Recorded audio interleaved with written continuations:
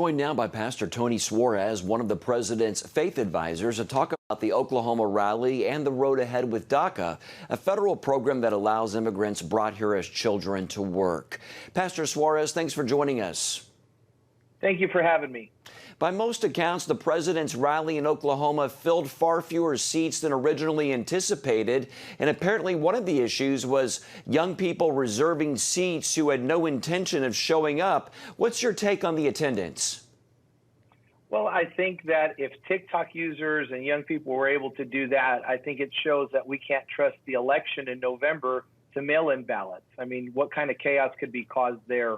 I think in the era in which we're living in, as a pastor, as a faith leader, I've preached to a congregation where I've seen a few hundred, where I used to see thousands just a few weeks ago, but the online viewership was in the tens of thousands. So I think that when it comes to the rally in Tulsa, we can't just focus on the 6,000 or so that were in the building, but the hundreds of thousands that tuned in online. And so at the end of the day, the point is that these young people may have been able to successfully block some from coming into the stadium, but they weren't able to stop his message from getting out, as millions of people have now heard it around the country. The president spoke specifically about DACA in his speech. He said everything is going to work out for the young people. What's your understanding of what the administration is doing with respect to DACA? Well, this DACA issue falls, the onus is solely at the feet of the members of the Congress and Senate. This shows the failure of the House and the Senate, not just under Nancy Pelosi as Speaker of the House, but going back to Paul Ryan and John Boehner. They've done absolutely nothing. We celebrated, we championed DACA when it first came out, the N8CLC, the organization that I represent with Reverend Sam Rodriguez.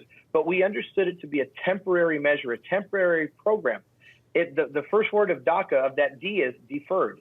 We knew that something permanent was going to have to come in place, and here we are in 2020. It still hasn't happened, and we need Congress to understand that this isn't their get-out-of-jail-free card. They still need a permanent solution, and I think that's what the president has stood for and has been trying to fight for during his term as president, is at the end of the day, this is a temporary measure, but we need a permanent solution. And so hopefully at some point soon, Congress will stop playing games, and they'll bring us a permanent solution that will help these hundreds of thousands of children that don't deserve to be in this never-ending political limbo.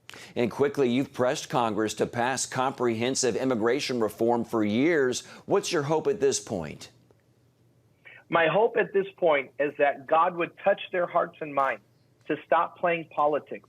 I think it's a foregone conclusion that a Democrat-led Congress will not pass something that would come off as a win for Donald Trump during a campaign. But at some point, we have to stop putting partisan issues or partisan wins in front of helping people, and we just need to come to a solution. So if that can't happen in 2020, then this needs to be on the docket as soon as Congress comes back in after the election. This has to be one of the top 3 priorities of the House. All right, Pastor Tony Suarez, thank you for your time, sir.